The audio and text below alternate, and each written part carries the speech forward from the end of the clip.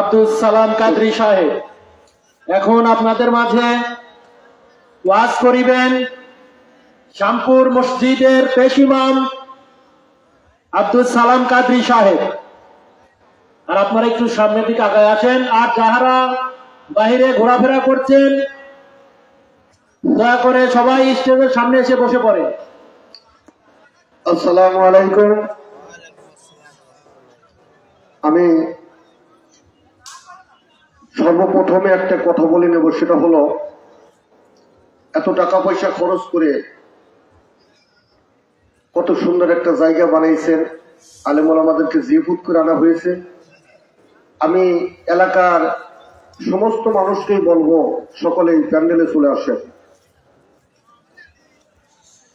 তরিকতের বাইরেও যারা আছেন, কাদরিয়া, চিশতিয়া, নকশবন্দি, মুজাদ্দিদি, যে যেখানে আছেন সকলেই প্যান্ডেলের ভেতরে চলে আসেন। এটা হলো বেহেশতি সামিয়ানা। কার নসিবে হবে এই বেহেশতি সামিয়ানার নিচে আসার, এইটা সকলেই আমরা বলতে পারবো না। নসিব যার ভালো সে আসতে পারবে, যার নসিব ভালো না সে আসতে পারবে না।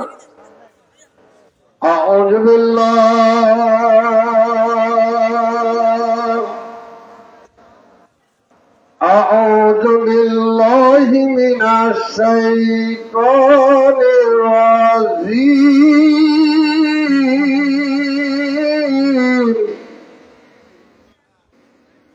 বিসমিল্লাহির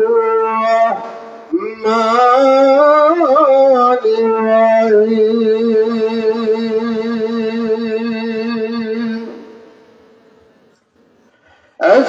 আসসালাতু ওয়াসসালামু আলাইকা ইয়া রাসূলাল্লাহ।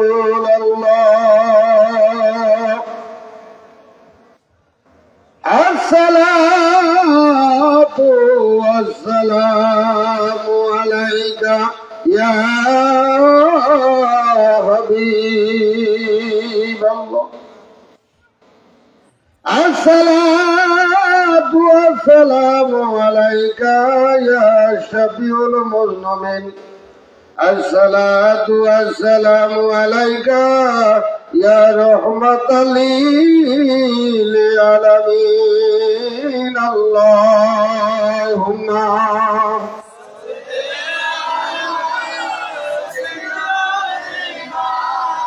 মাওলানা মুহাম্মদ ওয়া আলা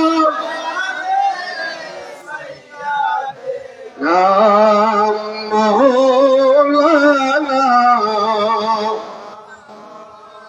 যেথায় থাকো যে অবস্থায় থাকো আমার নবীকে ভুলো না। বান্দা যেথায় থাকো যে অবস্থায় থাকো নবীকে ভুলো না। নবীজিকে না ভুলিলে এ নবী আপনায় ভুলবেন না।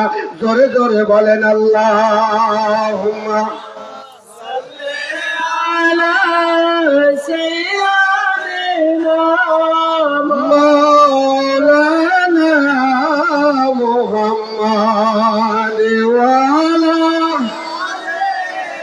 সাইয়্যিদিনা মাওলানা। আহারে দয়ালো নবী পাবো আপনায় কই গেলে। মদিনারি বালুর নিচে রহমতেরি ঢেউ খেলে। জোরে জোরে বলেন আল্লাহুম্মা সাল্লি আলা সাইয়্যিদিনা মাওলানা মুহাম্মদ ওয়া আলা আলি সাইয়্যিদিনা মাওলানা মুহাম্মদ। লা ইলাহা ইল্লাল্লাহ। বলো লা ইলাহা ইল্লাল্লাহ লা ইলাহা ইল্লাল্লাহ মুহাম্মদ রাসূলুল্লাহ লা ইলাহা ইল্লাল্লাহ লা ইলাহা ইল্লাল্লাহ আকাশের মালিক তুই আল্লাহ ইয়া জমিনের মালিক তুই আল্লাহ এ হায়াতের মালিক তুই আল্লাহ মৌতের মালিক তুই আল্লাহ লা ইলাহা ইল্লাল্লাহ লা ইলাহা ইল্লাল্লাহ জিকির আছে নাকি দেশে কই জিকির আছে সকালবেলা রাস্তার সাইডে মুসলমানের বাড়ি টের পাওয়া যাইতেছে এটা মুসলমানের বাড়ি কি হিন্দুর বাড়ি সকালবেলা ওঠো নামাজ পড়ো জিকির আজগার করো আল জিকির ওয়াল ইবাদত জিকির হলো সমস্ত ইবাদতের চাইতে শ্রেষ্ঠ যার জিকির নাই তার রক্তটা কালো হয়ে গেছে রক্ত আম্মারা কালো হয়ে গেছে জিকির দ্বারা এই রক্ত আম্মারাকে পরিষ্কার রাখা যায় আর জিকির নাই মানুষের মুখটা আল্লাহ মুখী নাই লা ইলাহা ইল্লাল্লাহ পড় লা ইলাহা তুমি ওইনা মে বন্ধ ভেলায়া মৌলার নামে করো খেলা তুমি ওইনা মে বস্ত ভেলায়া মৌলার নামে করো খেলা এই আগুনের কুণ্ডে বাতাই ডাঙ্গার আগুনের বাহাদাই ডাঙ্গা ইব্রাহিম খলিলুল্লাহ লা ইলাহা ইল্লাল্লাহ লা ইলাহা লা ইলাহা ইল্লাল্লাহ মুহাম্মাদুর রাসূলুল্লাহ সাল্লাল্লাহু আলাইহি ওয়াসাল্লাম আলহামদুলিল্লাহ সমস্ত প্রশংসা সমস্ত তারিফ সেই মহান প্রভুর দরবারে যিনি আমাদেরকে সমস্ত খারাপ কাজ থেকে বিরত রেখে আল্লাহ রসুলের গুণগান আহলে বাইতের গুণগান বলার মতন শোনার মতন তৌফিক দান করলেন এই জন্য আমি একটু জোরে জোরে বলবেন আলহামদুলিল্লাহ আলহামদুলিল্লাহ আরে ওয়েট থাকা লাগবো আপনাদের যেরকম ওয়েট দেখতেছি পিছন থেকে যদি 70 দল আসে কি আমি তো এই সাইড দিয়ে চলে যাবো তোমরা কোথায় থাকবে প্রস্তুতি থাকা লাগবে না যে নবীকে সৃষ্টি না করলে দুনিয়ার কোনো কিছু সৃষ্টি করা হইতো না নবী নবীর বংশধর আলে মোহাম্মদ এ পর্যন্ত যারা দুনিয়ার থেকে পর্দা নিয়েছেন আর যারা দুনিয়াতে আছেন সকলের উপর আমরা সালাম পাঠ করি সকলে বলি সাল্লাল্লাহু আলাইহি ওয়াসাল্লাম আসলে ওয়াজ নসিহত অনেকদিন যাবতই শুনতেছেন বা আমরা শুনতেছি মানুষ কি পরিবর্তন হচ্ছে কথা কয় না পরিবর্তন হচ্ছে কারণ এত ট্যাবলেট মারা হচ্ছে রোগীর বিরামই সারতেছে না কথা কয় না হ্যাঁ যে কোম্পানির ওষুধ খায়া বিরাম সারে না তো ওই কোম্পানির ওষুধ খার কেউ কেনে কেউ আমার কথাটা নেগেটিভে নেবেন না কথা বলবেন শুনবেন জ্ঞান করে বলবেন নামাজ খারাপ রাস্তা থেকে বাঁচানোওয়ালা নামাজিরা শোনো যারা নামাজ পড়তেছ তাগার ওয়াজ আগে করে নেই নাকি যারা নামাজ পড়ে তাগারে ওয়াজটা আগে করা লাগবে আর যারা পড়ে না ওদের সাইজ যা করি পরে করবো নাকি নামাজ খারাপ রাস্তা থেকে বাঁচানোওয়ালা ভাই রে বন্ধুরা আমার, তুমি নামাজ পড়াও তো খারাপ কাজ করে না কথা কর না কেন? নামাজ খারাপ রাস্তা থেকে বাঁচানোওয়ালা, কিন্তু নামাজ পড়াও খারাপ কাজ করে। এখন 30 বছর নামাজ পড়েছ, তুমি পরিবর্তন হইলা না, যার কারণে তোমার পিছনে আর মানুষ নামাজে যায় না। অসুখ হয়েছে 30 বছর, তুমি কোন জায়গা থেকে ওষুধ খাইলে? কয়নি এসিয়া কোম্পানি। বিরামের খবর কি কয়? বিরাম সারে না। আমার ওই রোগের ভোগীরে আমি, ওই বিরামের জন্য ওই এসিআই কোম্পানির ওষুধ আর খাইব না। কিছুদিন পরে দেখি এই চাচা আবার সুস্থ হয়ে গেছে। খবর কি? কয় যে এমন একটা কোম্পানির ওষুধ খাইছি, এক ট্যাবলেটে বিরাম শেষ।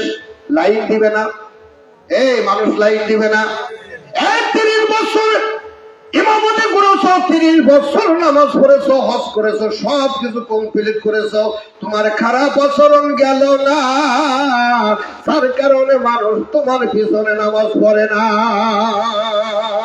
আরে চরিত্র চরণ চলে না, যুগে যুগে অবশ্যই আগের বাহাদুরি এখন গেল কই?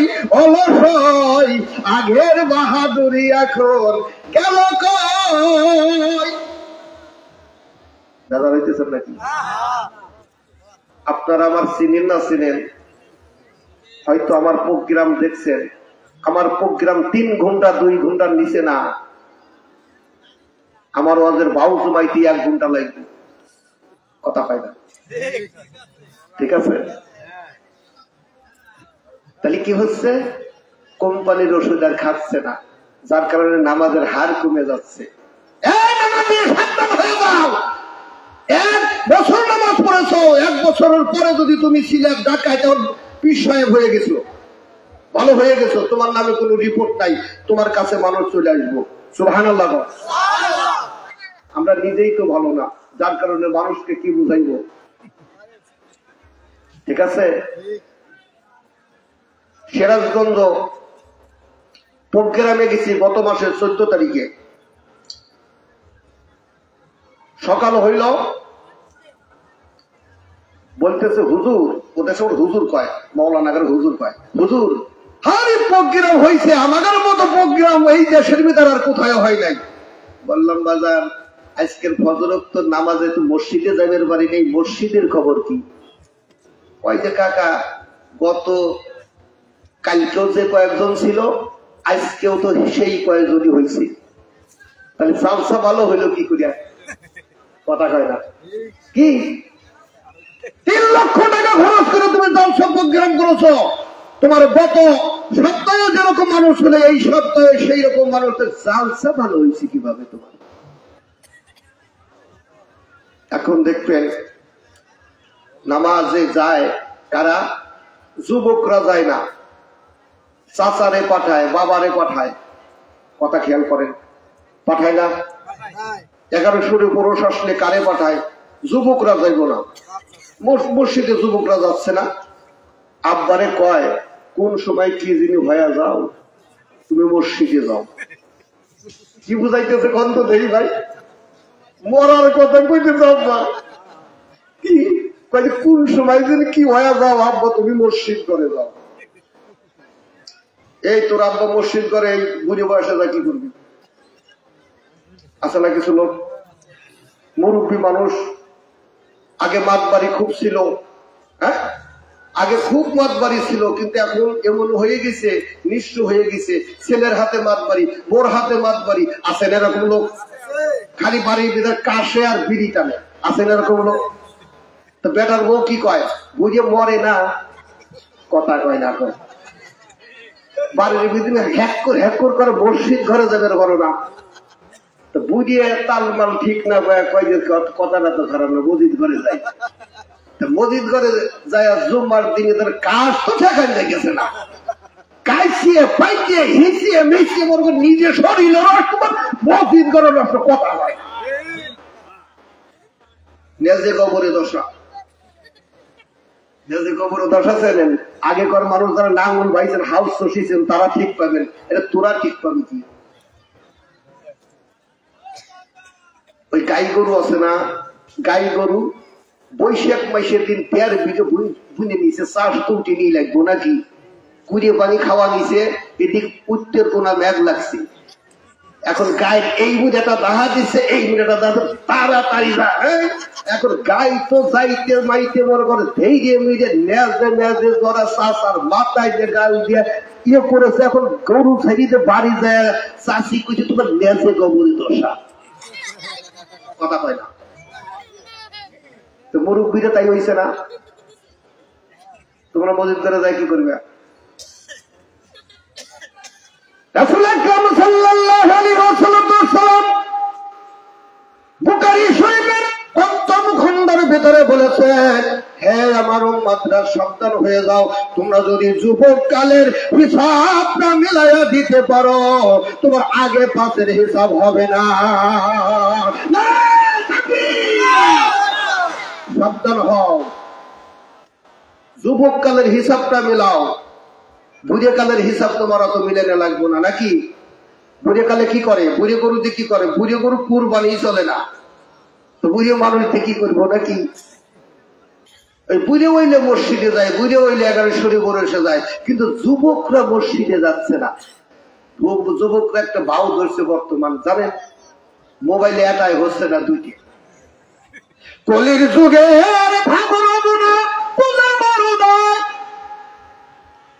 ছেলের হাতে মোবাইল ফোন, ভিক্ষা করে মা বাবায়, কথা কয়।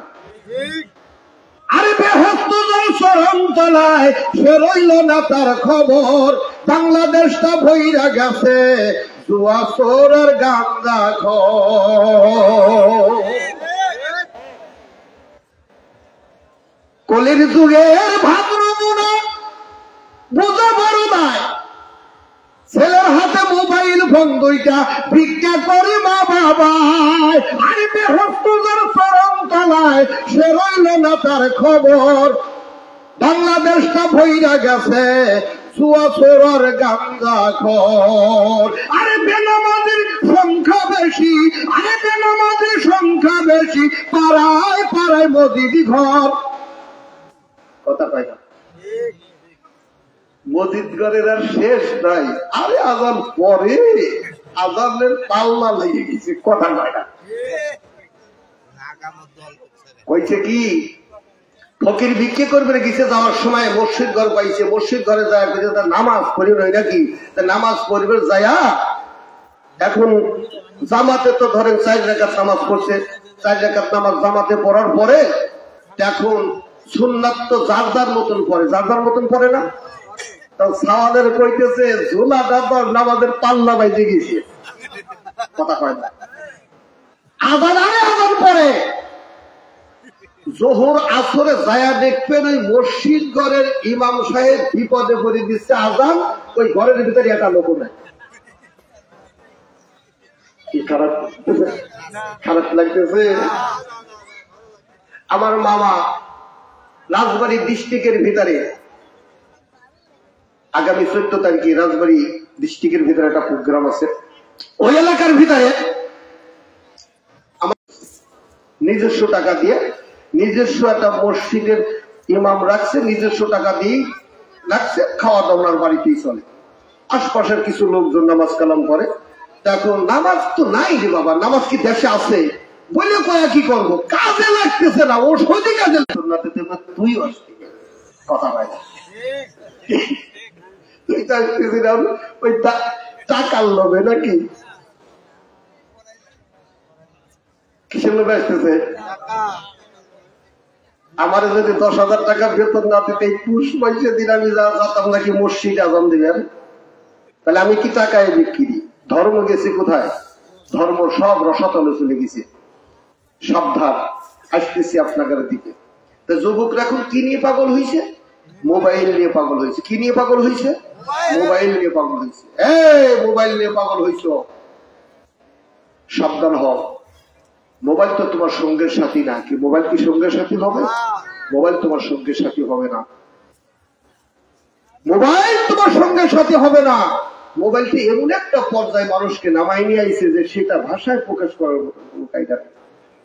পানি আনা চা খাইলে তো এখন আজকের দিনে দেখবেন ওয়াজ নসিহত তো খুব মন মতন করার কায়দা নেই। কি মন মতন করবেন? খারাপ টুপিয়া লাগারে বিপক্ষে করলে খারাপ টুপিয়া লাগার পথের ভিতর ধরে, গাঁজা খরগার বিপক্ষে করলে ওরা পথের ভিতর বেরিয়ে দেয়। হ্যাঁ, পাতলা টুপিয়া লাগার বিপক্ষে করলে ওরা তো খারাপই রয়েছে। আর কোন দিক যাবো আমি? আমি তো খুব দিশে পাইতেছি, ওয়াজ করে কোনো আরাম পাচ্ছি না। ঠিক আছে, আগেকার মানুষ দেখতেন সফর সঙ্গী থাকলে পারে এক ইমাম আর এক ইমামের সাথে যাইতো, সফরে যাইতো, এক পীর আর এক পীরের সাথে যাইতো, সফরে যাইতো, ওই যাইতো পান খাইতো বা বিস্কুট চানাচুর থাকতে পারে ওই সিটি বসে খাইতো, সে টান দিলে পারে ওইখানে ব্যাগের ভেতরে দেখা যাইতো তসবি আছে, জাইনামাজ আছে, টুপি আছে, এগুলি দেখা যাইতো। এখন কিছু কিছু মুসাফিরের সাথে যদি মুসাফিরগিরি করবে যাওয়া যায়, সিটি বসতে পারে, সেন টান দিলে পারে গাঁজার কলকে পাওয়া যায়। কথা কয় না বাজার, এটা কি কথা কবেন না, এইটা আমার হুজুর আমারে বকশিস দিছি যাওয়ার আগে। এটাতে কি হয়?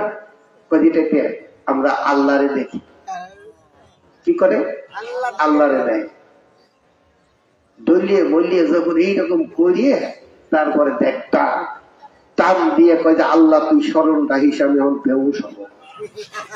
কথা কয় না? আছেন এরকম লোক? সূরা বনী ইসরাঈলের ৭৩ নম্বর আয়াতের ভিতরে আমার আল্লাহ পাক রব্বুল আলামিন বলেছে, বান্দা সাবধান হও, তুমি তোমার ইমামের সাথে চলাফেরা করো, ইমামটা চিনে নাও। ওই ইমামটা যে ইমামটার ঘোড়া ঘরটা আওলাদে রসুল, ঘোড়া ঘরটা নবী পর্যন্ত, ঘোড়া ঘরটা আলী পর্যন্ত, ওই রকম ভাবে একটা আওলাদে রসুল তোমার ইমামকে চিনে নাও, তোমার পীরকে চিনে নাও, চিনে নিয়ে তুমি ইমাম হিসেবে তাকে মেনে নাও। আমি আল্লাহ হাসরের মাঠে তোমার একা ডাকবো না, তোমার ইমামের সাথে ডাকবো।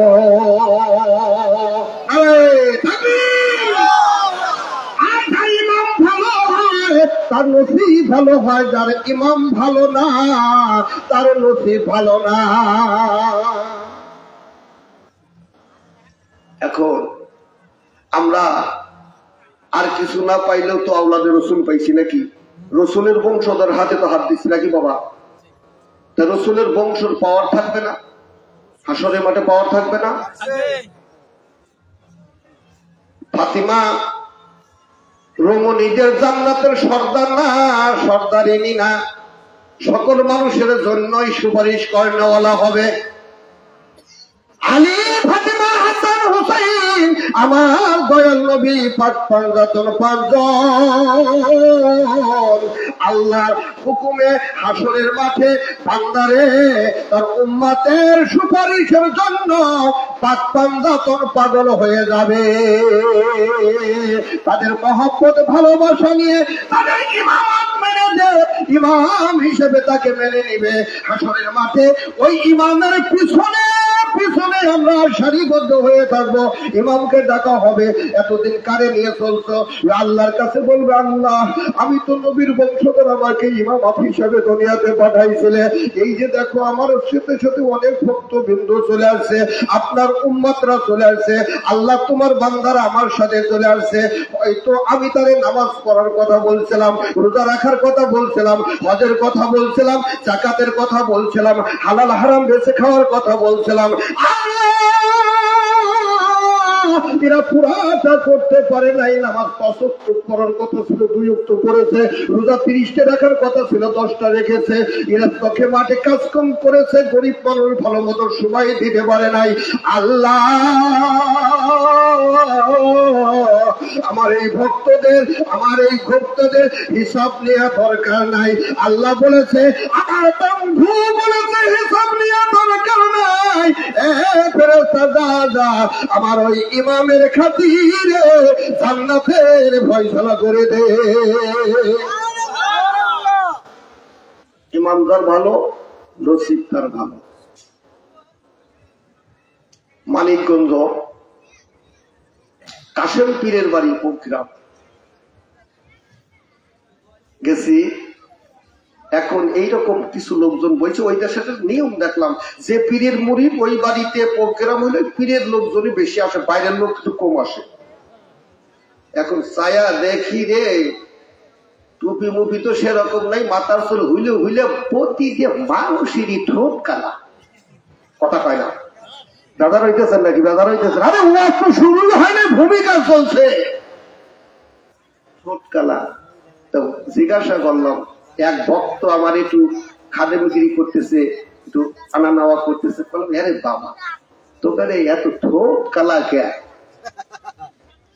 আমার হুজুর কইছে হাসরের মাঠে যারা যার ইমামকে সাথে ডাকবে, কিন্তু আমার হুজুর কইল রে সে যত গাঁজা খাবি, সে যত ঠোঁট কালা করবার পারবি, হাসরের মাঠে তোরে আমি ঠোঁট কালা দিয়েছে। কথা পায় না, তাগারে নিয়ে লেখালেখি নাই। আহলি বাইতের ভিতরে যারা আছে তাদের নিয়ে লেখালেখি ছেড়ে দেন, সবকিছু ছেড়ে দেন, সোজা রাস্তায় সরল সঠিক রাস্তায় দাঁড়ো হয়ে যান। আমি যাইয়া দে কি গুনাহগার উম্মত আল্লাহ নাই নাকি রে কান্দিতে কান্দিতে যাই গো দয়াল নবী ফুল সোরার। বলতে পারবেন না, বলতে পারবেন না, বলতে পারবেন না। কান্দিতে কান্দিতে যাই গো দয়াল নবী ফুল সোরায়ার ঘাটে। কান্দিতে কান্দিতে যাই গো দয়াল নবী ফুল সোরার ঘাটে। যাইয়া দে কি গুনাহগার উম্মত আল্লাহ নাই নাকি রে কান্দিতে কান্দিতে যাই গো দয়াল নবী ফুল সোরায়ার ঘাটে। সোলে সাইতেছি কোন রাস্তায় হীরার সাইতে ধার বলের সোলের সাইতে কোন রাস্তা হীরার সাইতে দায়ার না কারো মাহাতুরে আমার কেমনে হবে বার হারে কেটো কি গোমা পড়িলে যাবে ওই ধোকে মাদারে। কান্দিতে কান্দিতে যাই গো দয়াল নবী ফুল সোরায়ার ঘাটে। কান্দিতে কান্দিতে যাই গো দয়াল নবী ফুল